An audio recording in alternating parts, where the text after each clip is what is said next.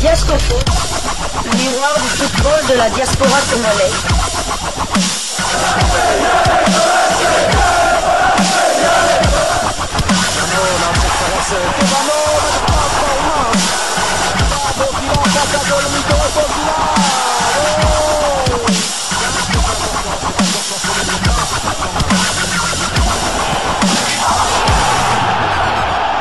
Diasco Foot, le miroir du football de la diaspora congolaise. Vous êtes sur Diasco Foot, le miroir du football de la diaspora congolaise. Diasco Foot vous dit bonjour, tout le plaisir est pour nous de vous retrouver, mais surtout de savoir que vous êtes nombreux en train de suivre votre chaîne YouTube dédiée uniquement aux footballeurs de la diaspora congolaise. C'est l'heure de partager avec vous quelques news que nous avons pu récolter pour vous, des news concernant la tanière des léopards de la République démocratique du Congo, et cela dans le cadre de cette deuxième livraison sportive de ce vendredi 6 décembre 2024. Une livraison qui nous conduit du côté de la Belgique. Ils sont rares, ces binationaux congolais ayant d'abord joué avec les équipes de jeunes des Léopards avant de faire leur grand saut chez les A. On peut citer, Dieu merci, Ndongala qui a évolué chez les U23 avec notamment Chancel Mbemba, Bobo Ungenda, Yannick Bangala et tant d'autres. Plus proche de nous, il y a eu Noah Sadiki et Ngalael Mukaou qui ont évolué ensemble avec les U20 la saison dernière. Mais il y a aussi William Balikwisha qui avait ébloui le stade des Martyrs avec des dribbles chaloupés et une conduite de balle parfaite. C'était à l'occasion d'un match de qualification pour la CAN U23 en 2019. Dans cette équipe, entraînée par Christian Ntsengibiembe, on retrouvait des joueurs tels que Jackson Lunanga, Arsène Zola, Mukoko Amale, Joël Beya, Edo Kayembe ou encore Jackson Muleka. Tous des joueurs qui, à un moment donné, ont été internationaux chez les A. C'est d'ailleurs lors de ce match que le public congolais l'avait surnommé le Neymar congolais. William, lors d'une interview à la RTBF, explique le choix logique de la République démocratique du Congo. Et c'est ce que nous souhaitons partager avec vous. Écoutons-le et nous nous retrouvons tout de suite après. Non, c'est en eux et ils vont faire avec ça jusqu'à la fin de leur carrière. On parlait de Kevin De Bruyne et des Diables Rouges. Est-ce que ce choix pour le Congo, vous avez joué en Diable Rouge chez les jeunes, ce choix était évident pour vous? Ça allait de soi ou pas? Pour être honnête, oui. Parce que moi, après les jeunes de la Belgique, j'ai été en U23 du Congo. Je ne sais pas si vous étiez au courant, j'avais été avec la réserve de l'équipe nationale du Congo. J'avais toujours voulu jouer pour l'équipe nationale du Congo, ça fait partie de mes rêves, de pouvoir aussi marquer l'histoire avec l'équipe nationale. Donc oui, c'était un choix logique. Et ça se passe bien? Oui, très bien, je suis très content, j'évolue bien, entouré de top joueurs, comme vous le voyez, avec Chancel Mbemba qui est passé par ici, il y a Yohan Missa qui est en Angleterre, il y a Noah Sadiki qui est ici en Belgique, Joris KMB, Ngalael Mukaou qui était à Malines, qui était à Lille, qui a mis un doublé hier. Oui, il y a encore beaucoup. Edo KMB qui a joué à Anderlecht ici et à Eupen, et d'autres encore et Théo Bogunda aussi qui était ici à Genk, Rocky Bouchiri qui était ici à Malines à un moment donné, à Saint-Tron aussi. Donc oui, il y a eu beaucoup de joueurs qui ont évolué ici en Belgique et qui évoluent aujourd'hui à l'étranger, qui sont des top joueurs. Donc ouais, je suis bien entouré. Vous étiez repris avant la CAN, après la CAN, mais vous avez loupé la CAN au moment où il y avait justement cette belle épopée. Oui, il manquait cette belle épopée comme vous le disiez bien, mais voilà, ce n'est que partie remise. Il y a eu un creux aussi au Standard, faut pas oublier. Il y a eu un creux à ce moment-là qui faisait que c'était compliqué pour l'entraîneur de me sélectionner. Je comprends totalement le choix. Un joueur qui ne joue pas, c'est difficile de le reprendre dans une compétition pareille. Donc oui, je peux comprendre, mais comme je viens de vous dire, ce n'est que partie remise. J'espère être là pour la prochaine CAN, je travaille pour. Et ouais, donc comme j'ai dit, j'espère pouvoir faire partie du groupe pour la prochaine CAN.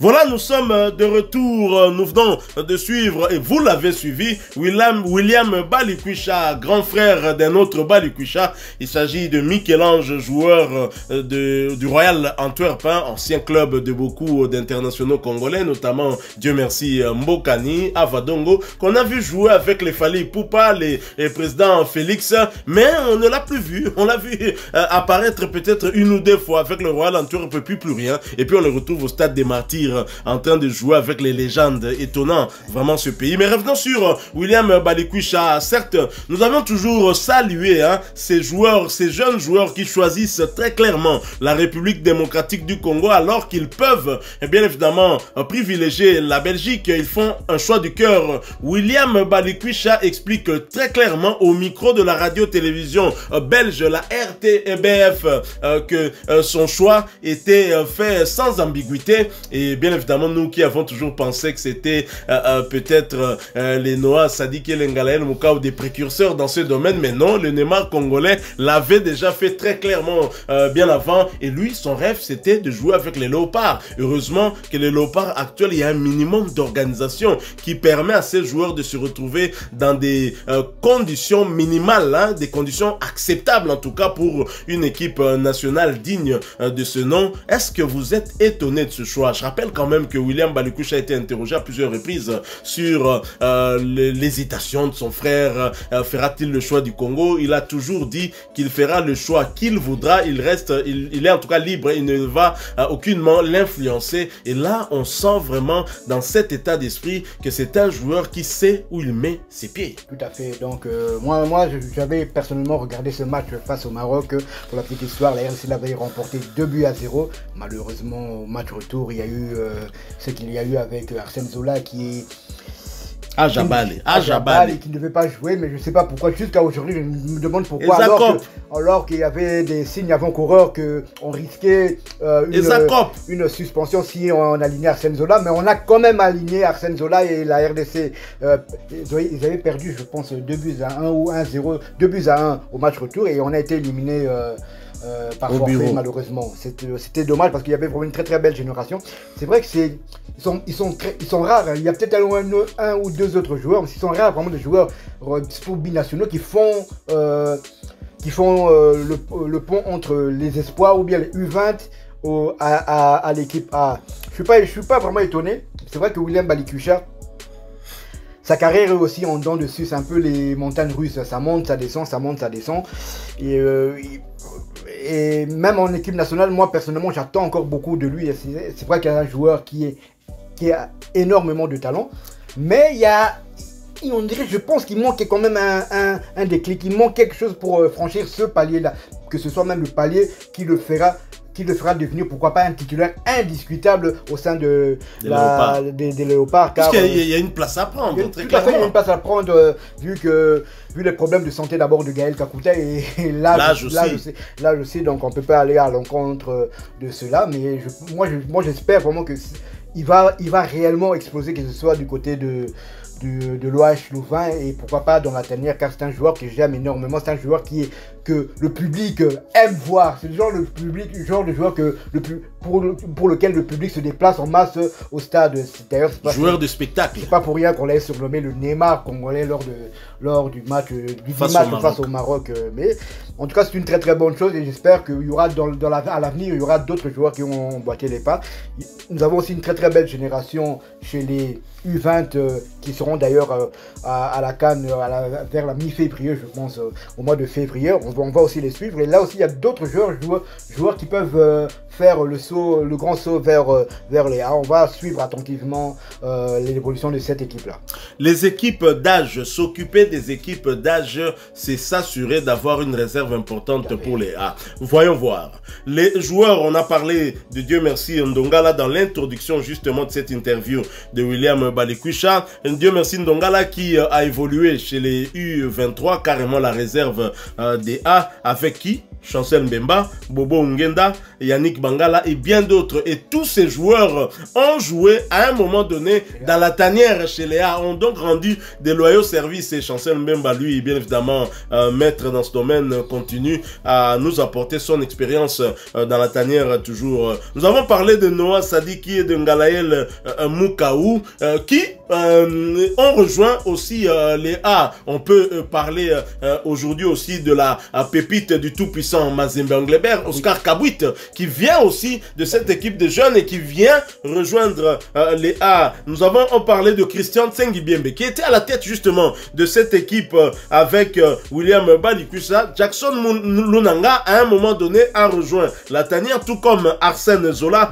Mukoko Amale, Joël Beya et Doka Eme, ainsi que Jackson Muleka. C'est-à-dire qu'avoir des équipes d'âge, c'est une très très bonne chose, j'espère, hein, vraiment, parce que là, on sent qu'il y a une certaine dynamique qui est en train d'être pérennisée, avec déjà les U20 qui vont participer à la CAN en Afrique du Sud. Nous avons aussi les dames qui vont participer à la prochaine CAN, et nous avons bien évidemment les léopards, les A, qui participent aussi à une deuxième CAN consécutive. Et donc c'est bien important de travailler aussi chez des jeunes pour nous assurer que l'avenir sera réellement radieux. Et si nous voulons nous fixer des objectifs, participer à la prochaine Coupe du Monde et commencer régulièrement à participer aux différentes éditions de la Coupe du Monde, nous devons travailler sur la jeunesse, et c'est très très important. Moi je salue ce patriotisme de William Balikusa, je salue ce patriotisme de Noah Sadiki, je salue le patriotisme de Moukaou qui a été traqué. Il a été traqué aux entraînements,